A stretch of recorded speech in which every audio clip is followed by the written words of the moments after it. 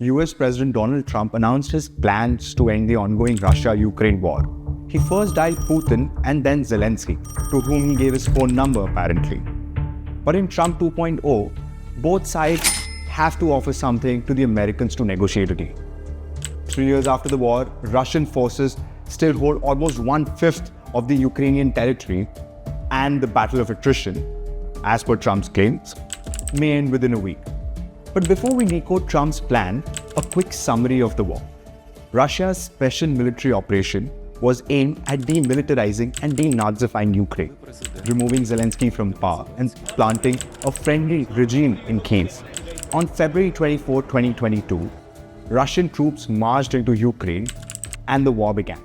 Putin expected to take control of the country within 10 days. But as the war enters the fourth year, billions of dollars have been spent on arms and ammunition, millions have been displaced, and thousands have died on either side of the border. A report from the Kiel Institute says that over 260 billion euros of military and financial aid have been given to Ukraine, with Europe taking the lead. However, as the war drags on, funding Ukraine is becoming a burden on the exchequer. And unfortunately, Ukraine doesn't have much to leverage its position. After spending billions of dollars in aid, Ukraine managed to make incursions into Russia's Kursk. But a strong counter-offensive from Moscow forced it to give control of the 40% of the occupied land. Ukraine showed strong resistance and managed to defend Kiev and its surrounding areas. However, Ukraine's eastern front is still under Russian control. And Moscow has more territory under its grip than what it had in 2014 when it invaded Crimea. Donald Trump has stepped forward to establish durable and lasting peace.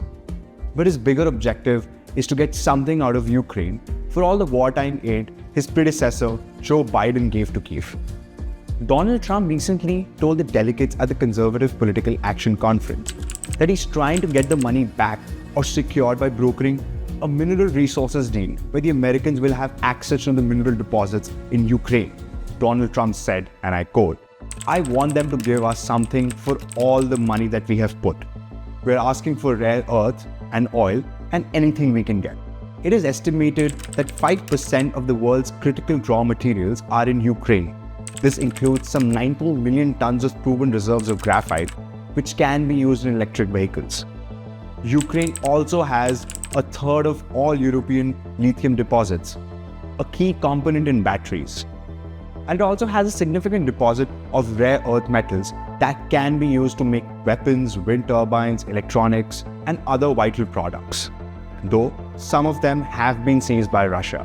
Apart from Putin's security concerns, Russia's control over Ukraine's mineral deposits is crucial to get relief on sanctions from the West and access almost $300 billion of its frozen assets in Europe.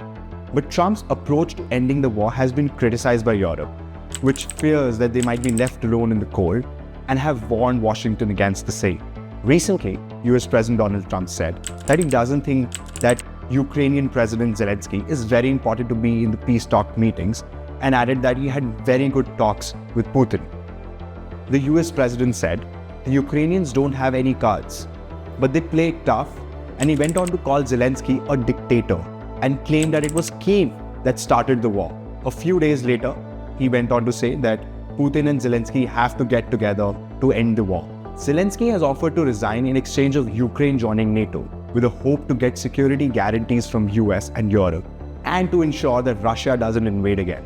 Meanwhile, Moscow is trying a relief in sanctions and assurance that NATO will not set its foot in Ukraine, which may threaten it. And US is trying to get something from both sides in exchange of a peace deal.